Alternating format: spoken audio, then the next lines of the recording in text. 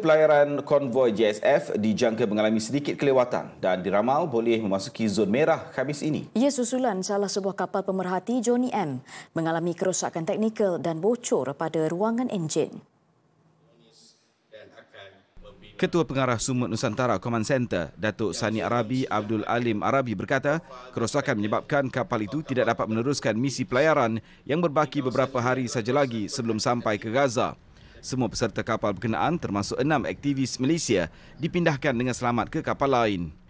Semua peserta kapal Johnny M telah berjaya dipindahkan dengan selamat ke kapal-kapal lain pada 9 pagi waktu GMT 3 bersamaan 2 petang waktu Malaysia, termasuk 6 orang delegasi daripada Malaysia.